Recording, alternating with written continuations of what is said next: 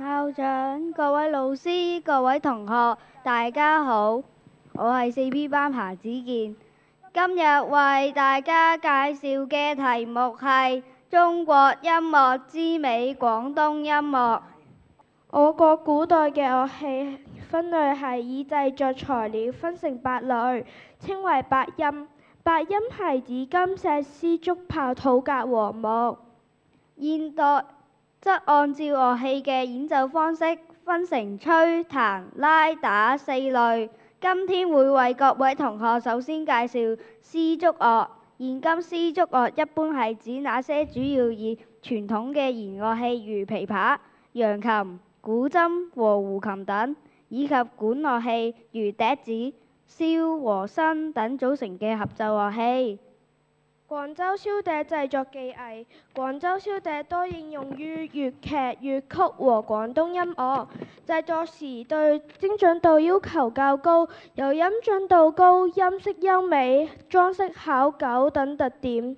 2009年10月被列入第3批非物質文化遺產代表性項目名錄。古琴研製技藝。古琴研製技藝係運用木工技藝、生漆技術及調琴技藝等製作古琴嘅技術。嶺南派係我國古琴藝術嘅重要一支，弦琴師輩出，技藝精湛。2018年5月被列入第7批市級非物質文化遺產代表性項目名錄。古琴藝術嶺南派。嶺南派古琴係中國古琴藝術的重要流派之一，早在漢代便有流傳。嶺南琴風古樸明快，演奏剛健爽朗，尊重健膽琴心，形成兼備嘅傳承。代表曲目有《碧澗流泉》、《玉樹臨風懷古》等。2003年11月被聯合國教科文組織列入人類非物質文化遺產代表性項目名錄。木語書說唱。木語書說唱係粵方言、詩讚係說唱文學嘅統稱，是在粵語民歌嘅基礎上，吸收外地傳入嘅各種說唱藝術的精華而形成說唱文學，涵蓋了木語歌、龍舟歌、南音等藝術類。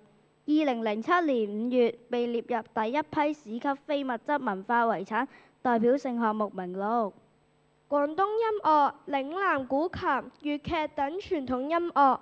曲藝係嶺南文化一張張生動嘅名片，展現着廣州人嘅傳統娛樂方式和審美風格。以歌傳情，以曲詠志，以氣宣還，將古老嘅聲音代代傳承，將歷史嘅故事一遍遍演繹。多謝大家。